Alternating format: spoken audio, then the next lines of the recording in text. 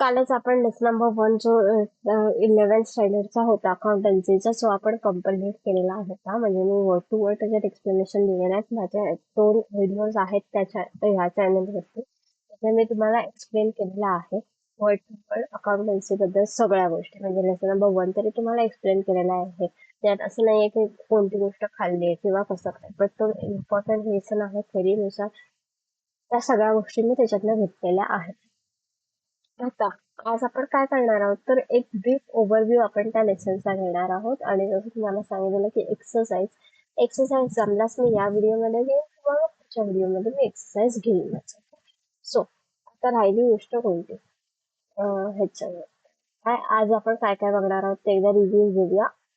Meaning, evaluation, definition of bookkeeping, features, objective, important आणि utility. Bookkeeping versus accountancy and meaning of accountancy हे तुम्हाला लक्षात ठेवा. ऑब्जेक्टिव्हला एमसीक्यूला जर तुमच्या कॉलेजमधून पेपर सेट केला जात, प्रत्येकाच्याच कॉलेजमधून आता 11th-12th पेपर सेट केला जातो. त्याच्यामुळे जर तुमची टीचर खूप कुसकट असेल तर ती तुम्हाला इन साइड दी बुक्सच्या ऑब्जेक्टिव्ह घालणार. त्यामुळे त्या कॉन्सेप्ट लक्षात ठेवणं गरजेचं आहे. परत इकडच्या काही ह्या गोष्टी बेसिक अकाउंटिंग टर्मॉलॉजीज ती पण घेऊन लक्षात ठेवणं गरजेचं आहे. त्यानंतर अकाउंटिंग कॉन्सेप्ट, कन्व्हेन्शनल आणि प्रिन्सिपल सुद्धा लक्षात ठेवणं गरजेचं आहे. एक्सरसाइज या लेसन मध्ये झाली तर मी या लेसन मध्ये कव्हर करेन, नाही तर मग पुढच्या लेसन मध्ये होतीलच. ओके, हे आज आपण कव्हर करणार. ओके, तर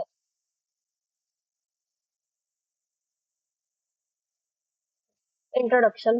Y there is accountancy begin. Accountancy का गरज का पडली अकाउंटन्सीची? कारण की ट्रान्झॅक्शन्स हे गव्हर्नमेंटला लागतात, मॅनेजर्सला लागतात, इन्व्हेस्टर्सला लागतात, एम्प्लॉईजला लागतात. ही युटिलिटी आहे ना accountancy. ओनर्सला लागणार कारण की आपला बिझनेस ग्रो होतोय की नाही हे बघण्यासाठी. गव्हर्नमेंटला लागणार हा माणूस टॅक्स भरतोय की नाही, हा कमवतोय की नाही, टॅक्स इन्व्हेस्टरला लागणार तर ह्या कंपनीमध्ये मी इन्व्हेस्ट करायचंय की नाही. एम्प्लॉईला लागणार आहे की हा ही कंपनी माझी सॅलरी देऊ शकते का, माझी वेजेस ही कंपनी वेळच्या वेळेवर देऊ शकते का. रिसर्चरला लागणार आहे कारण की ते जर काही त्यांना सजेशन्स द्यायचे असतात किंवा मर्जरची कोणती अपॉर्च्युनिटी असते तर ते रिसर्चरला लागणार आहे. त्या सगळ्या गोष्टींसाठी आपल्याला काय बुक गरज आहे. बुक किपिंग म्हणजे काय, recording of the business transaction. आता ट्रान्झॅक्शन कसली तर एक्सचेंज ऑफ मनी किंवा मनीवरची जी काही ट्रान्झॅक्शन्स आहेत ते आपण बुक किपिंग मध्ये रेकॉर्डिंग करतो. आता इव्हॉल्युशन ऑफ अकाउंटिंग कशी झाली? कौटिल्य, अर्थशास्त्र, Chandragupta Chandradhar Gupta Maurya era. Earlier,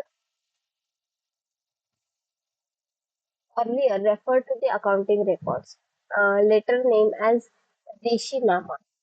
In 12th century, earlier record to debits and credits are found. 12th century मध्ये डेबिट आणि क्रेडिट फाउंड झालं होतं. त्या पायांवरूनच आपण आता ज्या काही टॅली आहे, कोणतेही सॉफ्टवेअर झाले जसे की स्नॅप आहे, टॅली आहे, खूप सॉफ्टवेअर्स आहेत आता आपल्याकडे अवेलेबल. झू बुक्स आहेत, ते सुद्धा टॅली सारखंच वर्क करतात. सो ती जी सॉफ्टवेअर आहे त्याचं बेसिक्स कधी झालंय सुरू तर 12th सेंचुरी. 1494 मध्ये काय introduction to double entry system, book keeping आणि अकाउंटन्सी. डबल एंट्री म्हणजे काय, तुमच्या डेबिटला जेवढा इफेक्ट असेल तेवढाच करस्पॉन्डिंग इफेक्ट तुमच्या क्रेडिटला असणार. त्याच्यानंतर नेक्स्ट मिनिंग. आता तुम्हाला एक बुक किपिंगची मिनिंग मी लक्षात ठेवायला सांगितलेली, तर कुठची होती ती? What is exactly bookkeeping? Bookkeeping is the art and science of correctly recording in the books of account all these business transactions that result in transfer of मनी और मनीवर. बुक किपिंग म्हणजे काय, तर recording of the business transaction. Transaction कोणती ज्याच्यामध्ये मनी किंवा मनीवर involved आहे अशी ट्रान्झॅक्शन लक्षात ठेवलं. हे लक्षात ठेवा. सिम्पल वर्ड्स मध्ये काय, book keeping is a day to day recording of financial transactions of business in a systematic and scientific manner following the rules, sets of rules आणि ते डे वाईज ट्रान्झॅक्शन रेकॉर्ड केले जातात. हे काय झालं तर बुक. त्याच्यानंतर book keeping day to day केलं जातं. त्याच्यानंतर फायनान्शियल ट्रान्झॅक्शन रेकॉर्ड केले जातात. सगळीच ट्रान्झॅक्शन जे होतात ते रेकॉर्ड नाही, बट फायनान्शियल ट्रान्झॅक्शन ते स्पेसिफिक पिरियड साठी असतात आणि ते युजफुल फॉर फर्दर रेफरन्स म्हणून असतात. आणि हे ट्रान्झॅक्शन रेकॉर्ड करताना एक सेट ऑफ रूल्स आणि रेग्युलेशन्स आहेत. transaction, it is the art of recording the business transaction scientifically. So bookkeeping is the arts and science. ते आर्ट्स पण आहे, आर्ट्स असल्या तर सिस्टमॅटिक रेकॉर्ड करायचं काय तर सायंटिफिकली ट्रान्झॅक्शन. ओके, त्याच्यानंतर नेक्स्ट काय आहे, why do we keep the books of accounts? Books of accounts का ठेवली जातात? का तर रेकॉर्ड्स आपल्याकडे राहणार आहेत, सिस्टमॅटिक रेकॉर्ड्स आपल्याकडे राहणार आहेत, ते प्रूफ आहेत, ते इव्हिडन्सेस आहेत. The main objective to keep a complete and accurate record of the business transaction is a systematic order and logical manner. All business transactions are recorded date wise आणि account wise आणि date wise चे transactions record केली जातात. Okay, त्याच्यानंतर काय, book keeping, the objective is record keeping not analysis. Analysis is accounting job. समजलं? आपण ह्याच्यात बघितलेलं तर बुक किपिंग वरनं आपण अनालिसिस करू शकत नाही, आपण अकाउंटन्सी वरून अनालाइज करू शकतो. आपण डिसिजन मेकिंग हे बुक किपिंग वरून करू शकत नाहीये. कशावरून केलं जाऊ शकतं तर अकाउंटन्सी वरती बघितलेलं. ते सगळे डिफरन्सेस आपण कुठे बघितलेले होते तर डिफरन्स मध्ये, बुक किपिंग आणि अकाउंटन्सीच्या डिफरन्स मध्ये आपण सर्व बघितलेलं होतं. त्याच्यानंतर काय आहे, why book keeping matters? Book keeping कोणाकोणासाठी मॅटर करतं तर फायनान्शियल इन्फॉर्मेशन. तुम्हाला डे टू डे तुमच्याकडे प्रॉफिट काय आहे, डे टू डे ट्रान्झॅक्शन तुम्ही रेकॉर्ड करता, त्याच्यामुळे तुम्हाला बिझनेसचा प्रॉफिट काय आहे, लॉस काय आहे, ऍसेट्स काय आहेत, लायबिलिटीज किती आहे, इन्व्हेस्टमेंट कधी आहे, स्टॉक किती आहे आपल्याकडे, स्टॉक किती प्रोडक्शन केलं पाहिजे, ह्या वर्षी किती प्रोडक्शन झालं आपल्याकडे, अजून किती प्रोडक्शन आपण केलं पाहिजे, ह्या सगळ्या गोष्टीचा रेकॉर्ड आपण बुक किपिंग द्वारा करतो. त्याच्यानंतर decision making. Book keeping decision घेता येत नाहीत, पण ते डिसिजन मेकिंग साठी डाटा प्रोव्हाइड केला जातो, पण बुक किपिंग वरून डिसिजन घेतले जाऊ शकत नाही. कंट्रोलिंग, आता आपल्याला कळतं की हा ह्या वर्षी आपलं प्रोडक्शन जास्त झालंय, या वर्षी आपला एक्सपेन्सेस जास्त झालाय, का तर आपण रेकॉर्ड केलं होतं म्हणून आपल्याला कळतंय ना की हा पण इथे या वर्षी उगाचच एक्सपेन्स झालाय, तर तो एक्सपेन्स मी कमी करणार आहे. त्या एक्सपेन्स कमी केल्यामुळे माझं काय झालं तर प्रॉफिट वाढलं. समजलं? मग जिथे आपण कंट्रोलिंगचा करू शकतो, होल्ड घेऊ शकतो आपण कोणत्यावरती एव्हिडन्स. आता बुक किपिंगमुळे काय आहे, कोर्ट ऑफ लॉ मध्ये तो एव्हिडन्स राहतो. हा, की जसं की आता कोणताही डेटर म्हणेल की हा मी ह्याला पेमेंट केलेलंच आहे, बट आपल्याकडे प्रूफ राहतो ना की आपण रेकॉर्ड केलंय. आपण म्हणू शकतो हा रिसिट दे, की मग मी पण दाखवतो माझ्या बुक मध्ये की हा रिसिट आले नाही आले. बँकेचे ट्रान्झॅक्शन बँक रेकॉर्ड करते आपले स्वतःचे, बट कॅशचे ट्रान्झॅक्शन आपल्याला स्वतः एक अकाउंटंट हायर करायला लागणार, तो लिटर ट्रान्झॅक्शन रेकॉर्ड करतो. त्याच्यानंतर आहे टॅक्स लायबिलिटी. टॅक्स लायबिलिटी गव्हर्नमेंटला कळतं की ही व्यक्ती किती वर्षाला कमवते आहे आणि आपल्याला टॅक्स किती भरते, किती भरायला पाहिजे, हा सगळ्या लिगल ऍक्शन्स होतात. ही व्यक्ती जीएसटी किती भरते आहे, जीएसटी रिटर्न भरते की नाही, जीएसटी रिफंड घेते की नाही, ह्या सगळ्या सगळ्या गोष्टी. मग जो सोल प्रोप्रायटर असेल तर तो इन्कम टॅक्स भरतोय की नाही, इन्कम टॅक्स फायलिंग करतोय की नाही, ह्या सगळ्या गोष्टी अकाउंटन्सी इथे अंडर येतात. आता बेनिफिट्स कोणाला आहेत, जसं मी मगाशी बोलले ते सगळे वाचले तेव्हा, तर बेनिफिट्स ओनरला आहेत. तर बिझनेस प्रॉफिट आहे, लॉस आहे, ऍसेट्स आहेत, लायबिलिटीज आहेत, ह्या सगळ्या गोष्टी आपल्याला कळतात. मॅनेजमेंट कशासाठी तर प्लॅनिंग, डिसिजन, कंट्रोलिंग, ह्या सगळ्या गोष्टीसाठी. इन्व्हेस्टरला कळतं वेदर टू इन्व्हेस्ट और वेदर टू नॉट इन्व्हेस्ट. कस्टमरला कळतं की हा आपण ज्या बिझनेसला सपोर्ट करतो त्याचं फायनान्शियल पोझिशन काय आहे, की हा ही व्यक्ती आपल्याला सप्लाय करू शकते की नाही. गव्हर्नमेंटला कळतं की आपण ह्याच्याकडनं कोणते टॅक्सेस घेतले पाहिजेत, हा कोणते टॅक्सेस ला एलिजिबल आहे, ह्या सगळ्या गोष्टी करतात. लेंडर्सला कळतं की आपण गोष्टी याला दिल्या पाहिजेत की नाही दिल्या पाहिजे, ह्याची फायनान्शियल पोझिशन काय आहे, त्या सगळ्या गोष्टीवर. ग्रोथ, तर ग्रोथ अकाउंटिंगमुळे आपल्याला कळतं हा ह्या वर्षी माझं प्रॉफिट इतकं होतं, पुढच्या वर्षी माझं प्रॉफिट इतकं होतं, तर माझा प्रॉफिट एवढ्याने वाढला आहे, माझा ग्रोथ होते की मी डिमिनिशिंग फेसला आहे, ह्या सगळ्या गोष्टी आपल्याला कळतात. त्याच्यानंतर बुक किपिंग वर्सेस अकाउंटन्सी. जसं बुक किपिंग मध्ये काय केलं जातं, फक्त रेकॉर्डिंग आणि बुक किपिंग मध्ये काय असतं, फक्त रेकॉर्डिंग आणि क्लासिफिकेशन ऑफ ट्रान्झॅक्शन असतं, बट अकाउंटन्सी मध्ये recording, classification, summarising, analysing and interpretation of data. इथे काय आहे जास्त तर समरायझिंग, अनालायझिंग आणि इंटरप्रिटेशन ऑफ डाटा हे अकाउंटन्सी मध्ये केलं जातं. बुक किपिंग ही काय प्रायमरी स्टेज आहे, अकाउंटन्सी ही सेकंडरी स्टेज आहे. इथे तुम्ही प्रायमरीच्या ऐवजी सेकंडरी स्टेज लिहिला तरी बास आहे. त्याच्यानंतर नेक्स्ट काय आहे, ऑब्जेक्टिव्ह काय आहे, to record the account systematic. But accountancy मध्ये फिनान्शियल स्टेटमेंट जसं की profit and loss, trading account, परत बॅलन्स शीट हे सगळं प्रिपेअर केलं जातं आणि ते इन्फॉर्मेटिव्ह इन्फॉर्मेशन असते. बुक किपिंग कोण करतं, तर ज्युनियर स्टाफ करतं. अकाउंटिंग कोण करतं, तर सिनियर स्टाफ करतं. बुक किपिंग मध्ये आउटकम्स काय असतात, लेजर आणि जनरल. पण आणि अकाउंटन्सी मध्ये काय असतं, प्रॉफिट अँड लॉस अकाउंट आणि balance sheet. Analysis book keeping वरून आपण अनालिसिस करू शकत नाही, अकाउंटन्सी वरून आपण अनालिसिस करू शकतो. बुक किपिंग वरती मॅनेजमेंट डिसिजन घेतले जात नाही, बट अकाउंटन्सी वरनं आपण आपल्याकडे अनालाइज असतो, त्याच्यामुळे आपण मॅनेजमेंट डिसिजन घेऊ शकतो. त्याच्यानंतर नेक्स्ट काय आहे, what is accountancy. Book keeping is a part of accountancy, it is a primary stage. Accounting is a part of accountancy. Accountancy is a practice of recording, classifying, and reporting the business transactions. Okay. ह्याला book keeping accountancy असं म्हणतात. Accountancy म्हणजे काय, collecting, summarizing, analyzing, and reporting the monetary terms information about the business transactions. आपण information घेतलेली आहे, ती classify केलेली आहे, समराइज केलेली आहे, अनालिसिस केलेली आहे. या सगळ्या गोष्टीला काय म्हणतात, अकाउंटन्सी असं म्हणतात. त्याच्यानंतर नेक्स्ट काय, मेथड्स ऑफ अकाउंटिंगचे कॅश बेसिस, ॲक्च्युअल बेसिस आणि मिक्स बेसिस. कॅश बेसिस म्हणजे ऍक्च्युअल कॅश अँड पेमेंट रिसिप्टचा रेकॉर्ड आहे. त्याच्यानंतर actual basis, revenue recognized when on accrual, expenses were recognized whether or not cash has moved. आणि miss म्हणजे दोघांचा, ऍक्युअल basis आणि cash basis तुम्हाला सांगितलं होतं. त्याच्यानंतर अकाउंटिंग इन्फॉर्मेशन युजफुल का असते, कारण की रिॲबिलिटी असते. आपण कोणत्या तरी एव्हिडन्सेस वरती ती रेकॉर्ड केलेली असते, आपण त्याच्यावरती विश्वास ठेवू शकतो. ते स्टँडर्ड्स कॉमन असतात, त्याच्यामुळे ते कम्पॅरेबल पण असते आणि इझी टू अंडरस्टँड असते. Transactions and right. ट्रान्झॅक्शन्स म्हणजे काय, exchange of goods and services between two person parties for money work. Okay.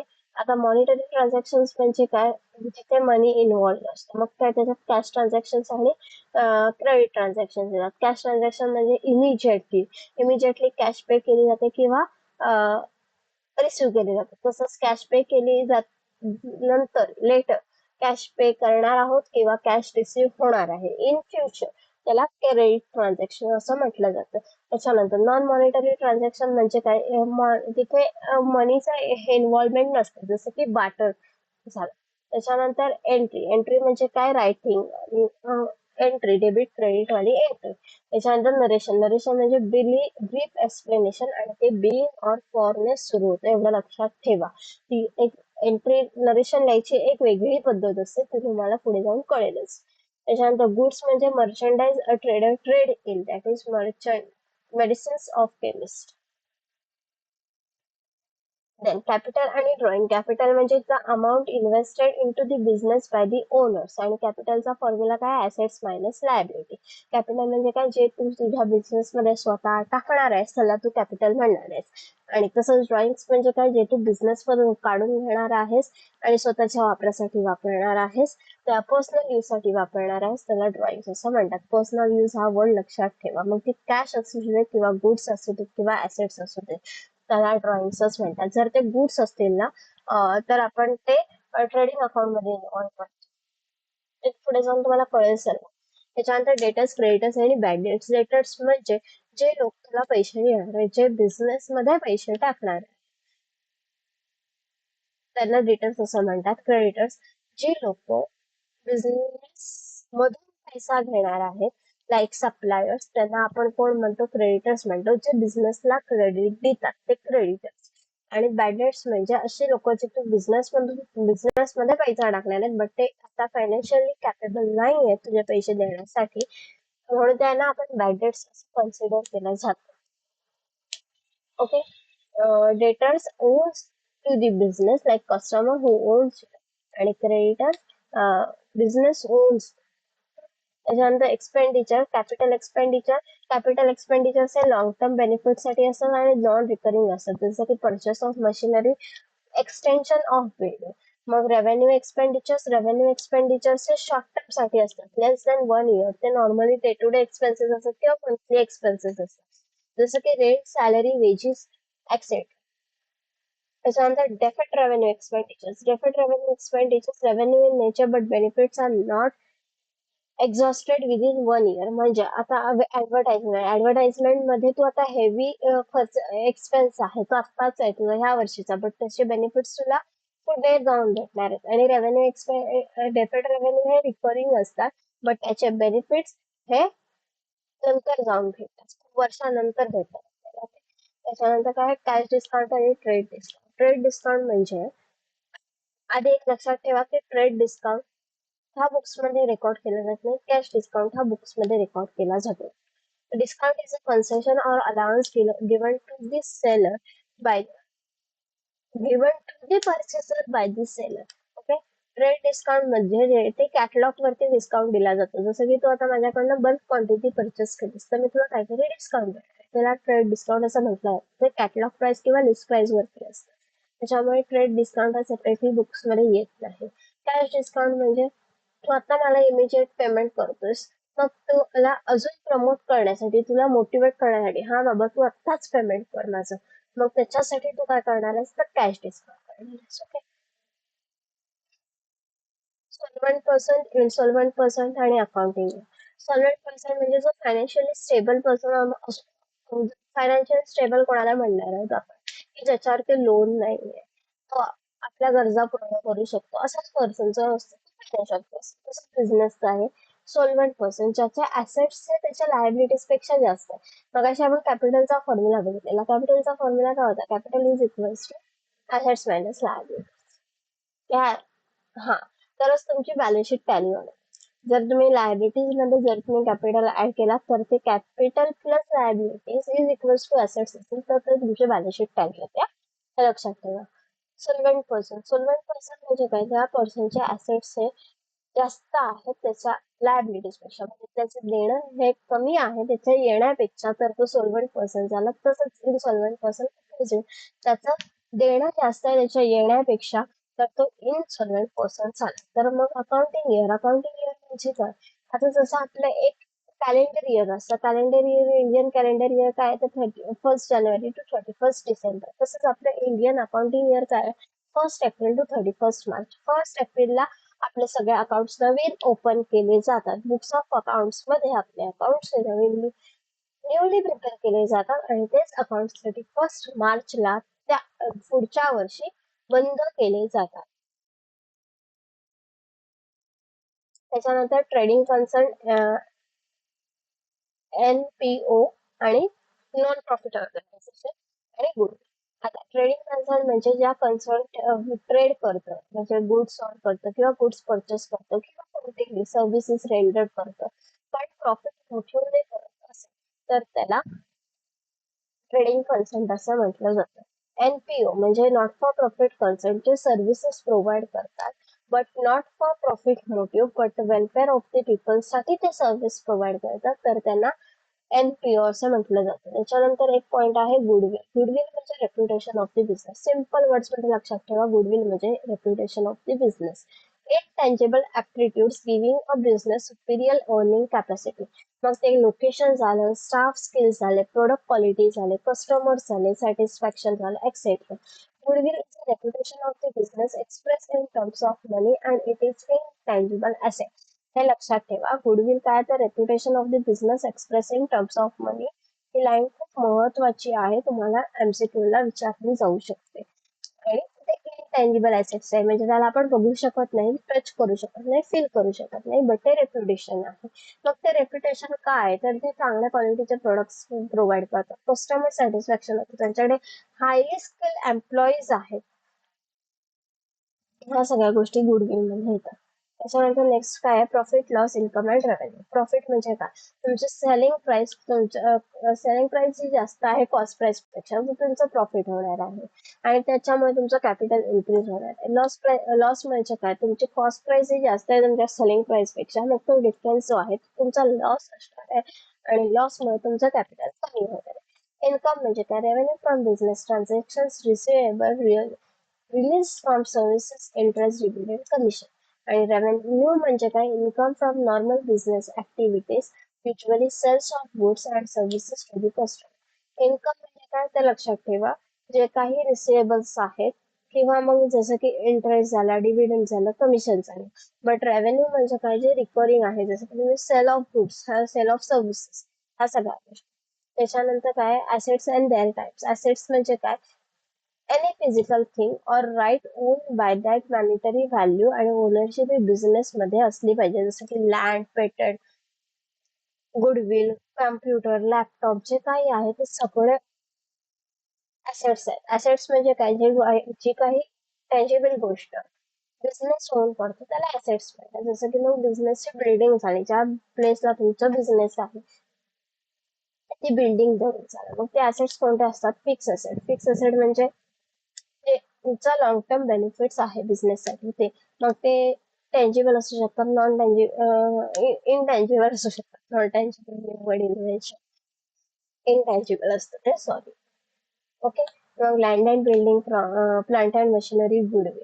मग करंट ऍसेट मध्ये काय, जे शॉर्ट टर्म साठी आहेत, ऑपरेटिंग साठी, जसं की कॅश मध्ये इझिली कन्वर्ट होऊ शकतात. लिक्विडिटी म्हणजे काय, कोणतीही ऍसेट ही कॅश मध्ये लगेच कन्वर्ट होऊ शकते, त्याला लिक्विडिटी कॉन्सेप्ट आहे तुम्हाला.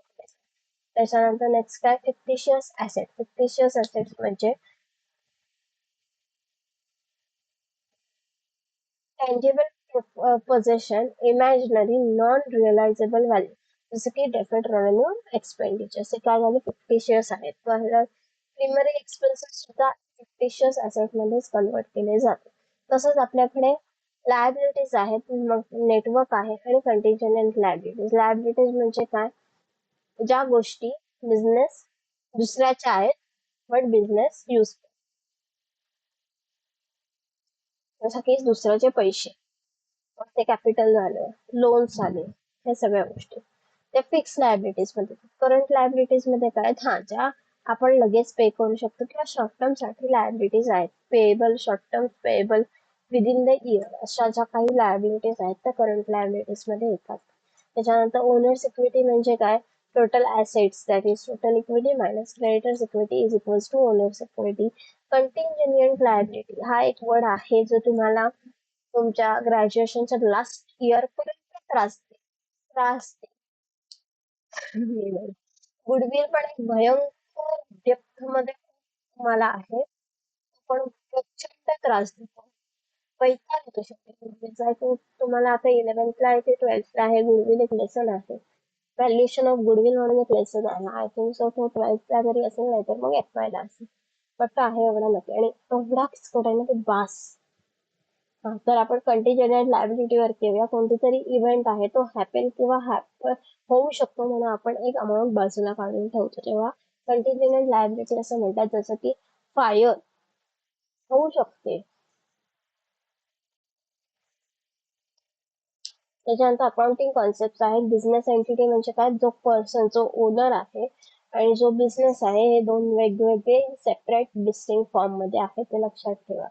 मनी measurement, only transaction expressible in money are recorded. फक्त मॉनिटरी ट्रान्झॅक्शन आपण रेकॉर्ड करतो. Cost concept, assets recorded in historical price, that is acquisition price, त्याचं डेप्रिसिएशन आपण नंतर डिडक्ट करतो. कन्सिस्टन्सी, एकच मेथड आपण यूज करणार आहोत, तो लगेच आपल्या मनात आलं म्हणून चेंज केलं असं होत नाही. कन्व्हर्जनिझम, नो लॉस नो प्रॉफिट, म्हणजे आपल्याला इथे प्रॉफिट होईल असं काहीतरी रेकॉर्ड करावं नाही, या उद्देशाने करूच नका. गोईंग कन्सर्न, जेव्हा अकाउंटिंग करतो तेव्हा एक लक्षात ठेवतो की हा आपला बिझनेस पुढच्या वर्षी पण चालू असणार आहे, तो बंद होणार नाही, अशा अशा विचाराने तो बिझनेस चालू नाही दे. रिअलायझेशन म्हणजे incomes are recorded when realise either receive or own. त्याच्यानंतर ऍक्रुअल म्हणजे incomes are recorded when own, expenses are recorded when they become payable. Dual expect debit आणि क्रेडिट. डिस्क्लोजर साठी काही इन्फॉर्मेशन आहे ती honest, full, purely fair information तुम्ही mention करणार आहात. Materiality. Only significant items that could influence user decisions need to be disclosed. Matching. तुमचा debit credit हा सेम असला पाहिजे. Revenue of periods are matching with the expenses incurred to earn them in the similar period. म्हणजे तुमचे expenses आत्ताचे आहेत आणि revenue नंतरच आहे असं करून चालणार नाही. अकाउंटिंग स्टँडर्ड्स आहेत. अकाउंटिंग स्टँडर्ड्स मध्ये disclose of the accounting policies. Valuation of inventory. Valuation of inventory मध्ये जी प्राइस लोअर असेल, क्लोजिंग स्टॉकची जी प्राइस लोअर असेल, whether it is market price or whether it is cost price, जी low असेल ती आपण मेंटेन करतो स्टॉक मध्ये. हे एक सेंटेन्स लक्षातच ठेवा. त्याच्यानंतर cash flow statement, depreciation accounting, revenue recognisation आणि accounting of fix asset. Cash flow statement एक वेगळा भाग आहे तो तुम्हाला FY ला TY ला तुम्ही व्यवस्थित तो प्रॉपरली शिकणारच आहे. डेप्रिसिएशन ऑफ अकाउंटिंग दोन मेथड येतात म्हणून त्याचं आणि वेगळं दिलं. हे तुम्हाला लक्षातच ठेवण्याच्या गोष्टी आहेत. बघा काय आहे, capital is equals to assets minus liability. तरच तुमची बॅलन्स शीट टॅली होणार. Liability plus capital is equals to asset. Owners equity is equals to total assets minus liability. Solvent is equals to assets, ज्याचे assets असतात त्याच्या liability पेक्षा तो solvent, त्याच्या opposite insolvent. Trade discount आपण record करत नाही, कॅश डिस्काउंट आपण रेकॉर्ड करतो. बुक किपिंग म्हणजे काय, रेकॉर्डिंग ओनली. पण अकाउंटिंग म्हणजे काय, recording with analysis. Dual effects म्हणजे काय, तर क्रेडिट डेबिट असे दोन्ही इफेक्ट्स असले पाहिजेत. म्हणजे ड्युअल एस्पेक्टचा एक लक्षात ठेवा. Capital plus liability is equals to asset, हा एक फॉर्म्युला आहे, लक्षात ठेवा. त्याच्यानंतर accounting year in India is 1st April to 31st March. Accrual is equals to is not equals to realization. Accrual is equals to expenses and income. Reconstructing time. Realization is equals to income recorded only when on. आता पुढे तुम्हाला सगळे exercise आहे. Exercise पुढच्या व्हिडिओमध्ये तुम्हाला discuss केली जाईल तुमच्यासोबत. एवढं तर तुम्ही लक्षात ठेवलं आणि एक्सरसाइजचे क्वेश्चन्स वाचायला गेलात तरी तुम्हाला आन्सर्स येतील. समजलं?